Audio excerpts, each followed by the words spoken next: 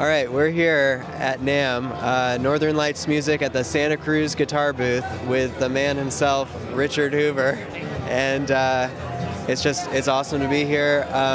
Richard, I wanted to ask you what you're excited about. You know, I don't mean to be silly, but I'm real excited to be here. You know, we spend a year with our heads down at the bench trying to make better guitars, and this is where we get a chance to see our business from the outside in. You know, what people think about it. One of the things I get asked a lot is, you know, are your guitars handmade or are you like a factory? And that division is harder and harder to define these days. What I find the real difference is most companies doing this for business have to build to a price target, right? And that can be low or high. The more guitars you make, the lower the price should be. And that determines what kind of wood you buy, what investment you put into your talent and skill. So for us as a custom shop, luckily, our target is one person at a time, or one store at a time. And we'll do whatever it takes to get what they want, and then we charge accordingly. So we're not limited in what we buy for wood or the time we put into it. At this show, I go back traditionally, I bring some incomprehensible combination of stuff that really got people talking, put it in the glass case, but then that became the focus. And as a custom shop, we wanted to bring a snapshot of our current builds, and everything here is custom. And you ask about the woods? Yeah. Let's have some fun. Yeah, let's take a look. So you know that every wood we use is responsibly harvested, and it's a personal thing. It's not a marketing deal. And the benefit of old wood, when we get reclaimed wood, is it sounds better. And the quick physics of that is the wood's full of sticky stuff. You dry it in the oven, it's still full of sticky stuff. And over time, that will polymerize, become like crystal, and the instrument sounds better. And that's truly the main reason old instruments sound better than new ones. The wood gets more resonant. So we cheat and start with old wood, right? So you don't need thousands of years old to get that, but when we use wood thousands of years old, it's an attention-seeking device, right? We can tell our story. So the spruce on this is Sitka, which we know is blonde. This is blue, what's all about. This was frozen in the ground for 3,000 years. Carbon dating is close to 3,000 years.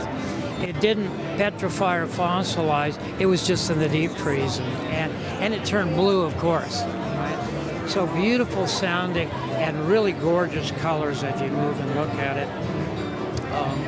The back and sides on this, as a complement, are cowrie from New Zealand, and it's very spooky, really, really pretty.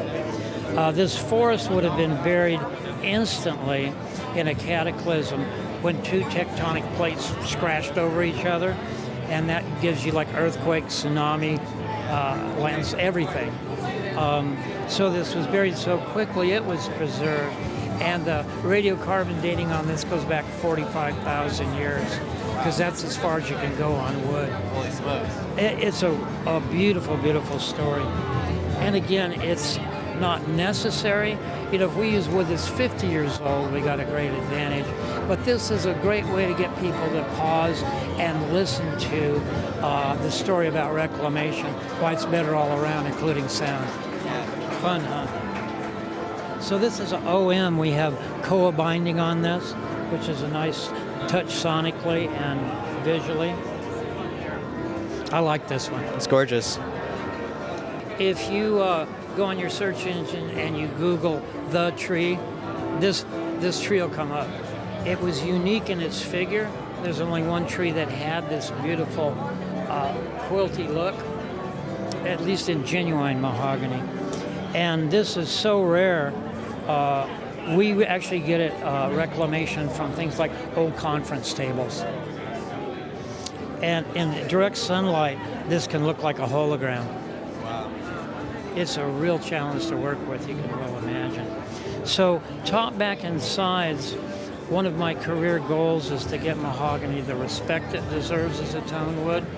It's always been positioned as the blue-collar sister to rosewood, but it's spectacular sounding. And this piece had to be chosen for a little extra density to really sound good. I like this. A lot of the woods that we see here are products of reclamation, but they're a little more sensible. This beautiful sycamore here is from our mountains, from Santa Cruz Mountains, and it happens to be denser than most sycamores, so it makes a good tone. And go ahead. And this is, whoa man, I'm peeking. To me, this it casts a little shadow, and it looks like little leaves floating on a shallow pool. Yeah, I like this. This one's bound in snakewood, which is a real prized violin bow material. That's also really rare and hard to get. And this Adirondack top, the choice in this one is the sycamore is more of a mahogany tone, kind of a warmer tone, but with some clarity. And the Adirondack brings a real articulate, bright, not treble, just clear. And we really use the woods like you'd use colors in a painting or flavors in a recipe. There's no right or wrong. They're what's right for you. So my mother has a Firefly, and she plays it a couple hours every morning. It's Brazilian back and sides.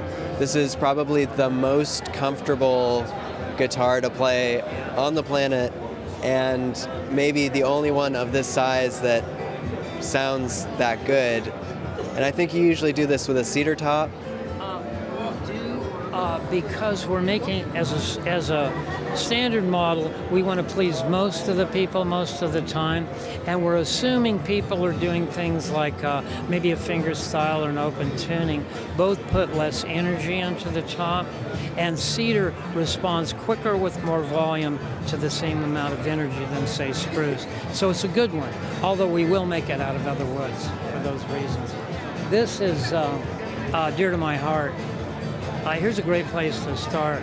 Up until about 1870, this was a full-size guitar because guitars only had to be heard in the biggest room in the house, right?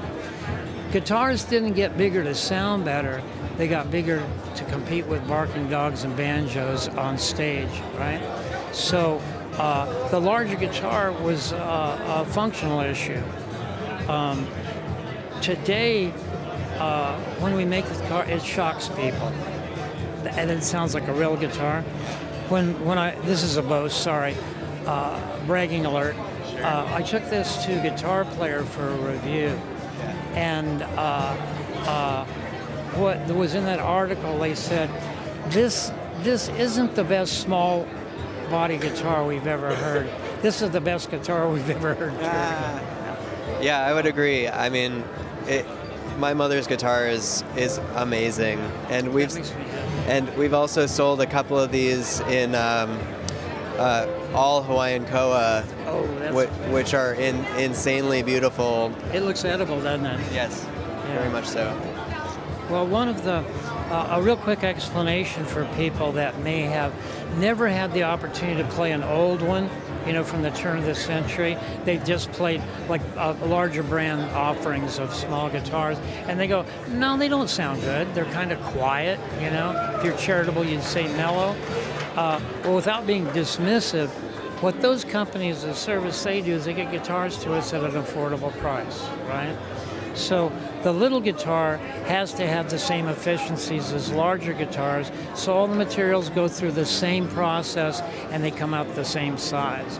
So when you build a little guitar with the dimensions of wood of a dreadnought, it's too heavy, it's too stiff.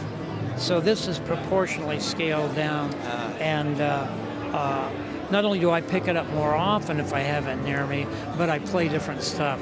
Yeah. It's really great. Yeah, it's not a toy or a travel guitar, but you can travel with it too. Yeah. This is California walnut, again, a reclamation. The commercial walnut, the beautiful black walnut is the trunk because it's resistant to insects, and then they graft the nut-bearing part, and it has a shelf life. You know, it runs a few decades, and then it's cut it down. For either a new tree or a Walmart. Yeah, I love this. I love that story about your mom. Yeah. Give her my best. I will. Where does the mahogany for the necks come from? We do as much reclamation as possible, and those stories go everywhere. Mahogany, it's actually hard to get old mahogany than it is Brazilian, because Brazilian's so prized, people know what it is and they take care of it. Mahogany, sometimes it'll just, get left in a barn and something.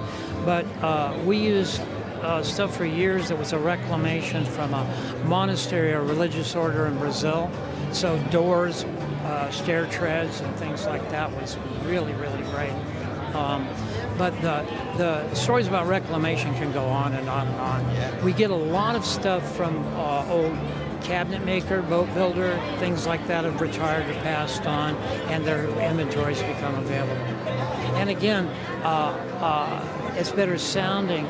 But when trees were harvested a few generations ago, they had a lot more selection. They choose older trees, more dense, more resonant. Can we talk a little bit about old growth Brazilian rosewood and where that comes from? Let's grab one. Now, this stuff is, it's like old Martin. Martin chose to use straight grain not because it was better. It was so plentiful, they chose a straight grain because it was easier to process. Also, for marketing reasons, everybody's guitar looked the same.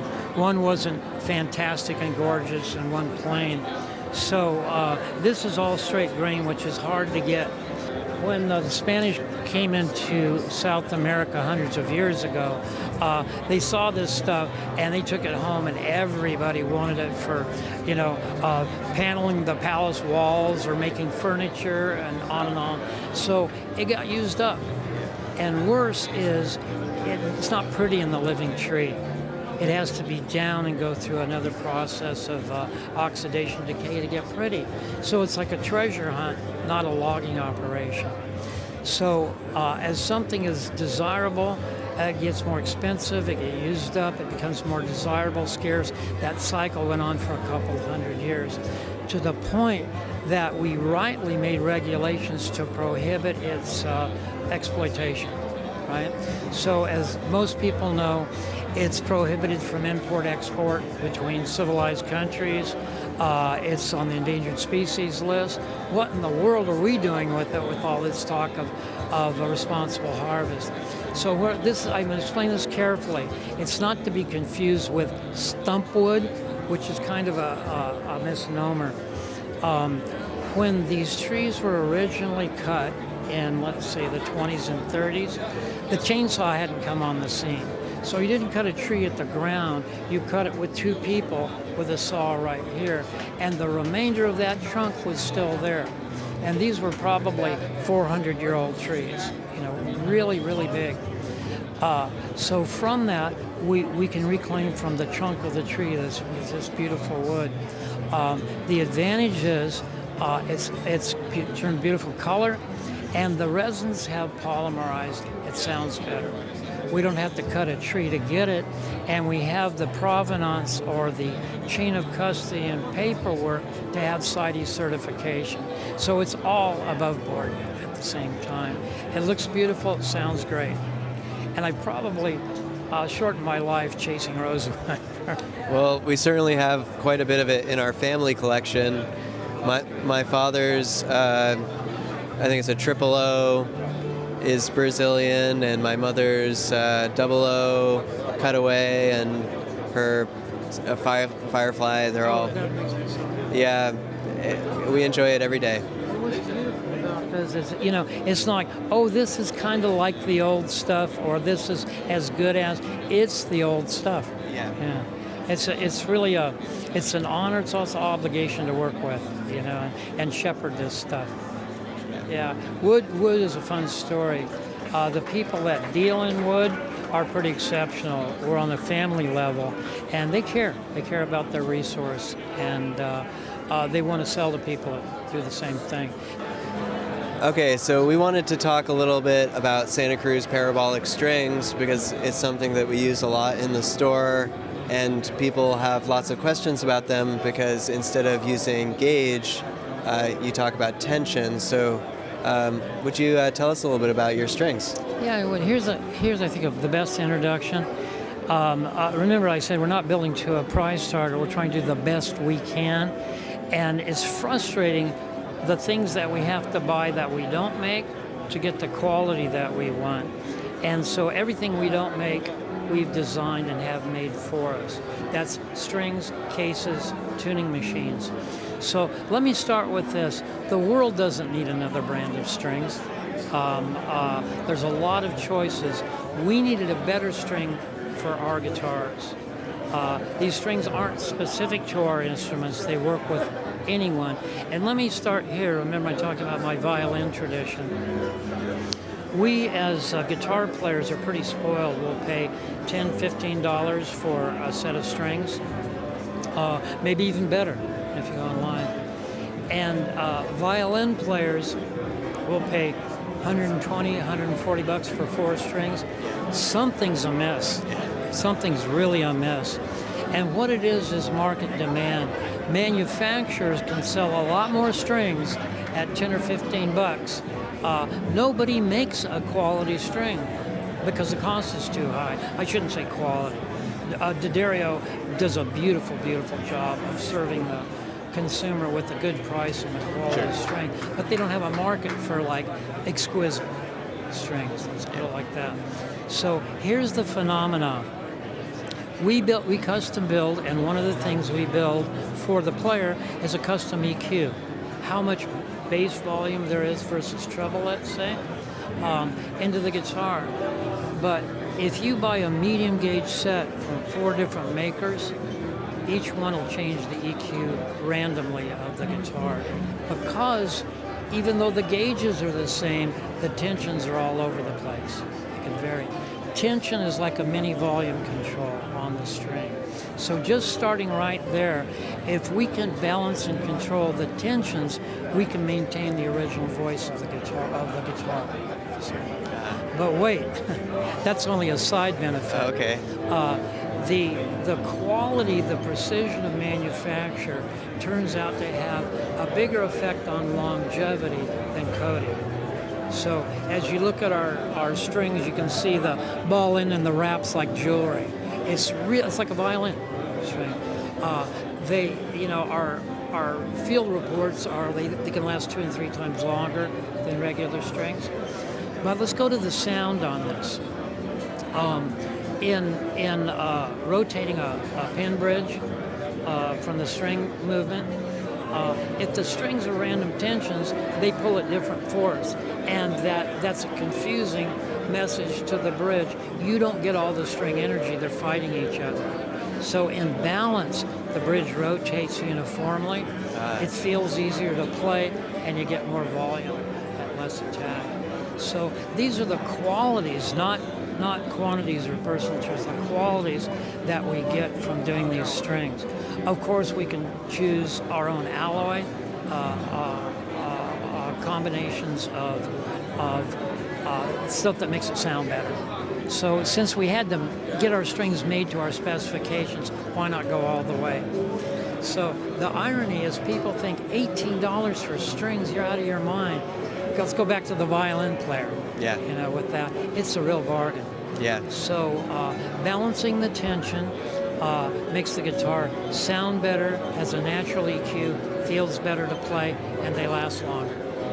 So, if we had 400 sets made a year for our guitars, they'd probably be $60. So to get our costs down, a little selfishly, we sell them to people that appreciate them, and the scale gets the cost down. Cool. Yeah, we love selling them. Mouthful.